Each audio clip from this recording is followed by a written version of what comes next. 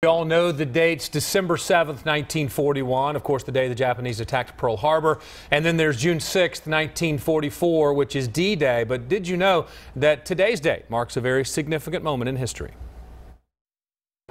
73 years ago today began one of the most hard-fought battles of World War II.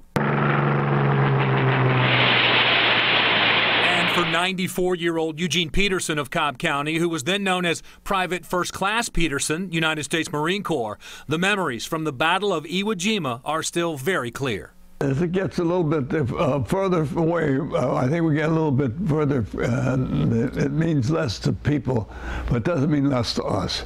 And so we have a date, we just quietly we reflect on it.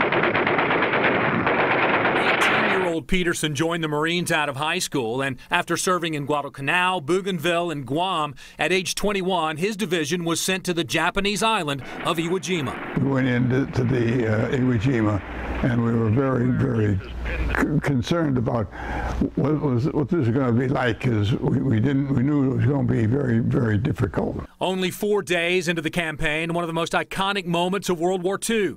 After taking Mount Suribachi, twice Marines hoisted the Stars and Stripes, the first a smaller flag, the second a much larger one, and Private Peterson was right there to witness both. When it happened, which they don't tell you about, is that everybody was screaming and yelling like a football game, and the ships out in the harbor were sending off all their sirens and bells and all. And so we heard all this stuff at one time.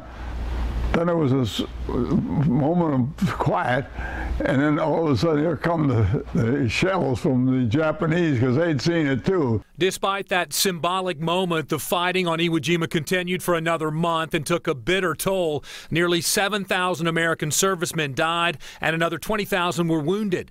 But the decisive victory was key for the Allies as the end of the war neared. A few years ago, Peterson decided to document his experiences, mainly for his children. But what he thought was going to be 10 to 15 pages of material turned out to be a 156-page book detailing his unique perspective of the war from a self-described grunt. I just wanted to write the book about what the war meant to me, and what it meant to me, and what it meant to these people that were around me. But those who were there, it's still part of our life.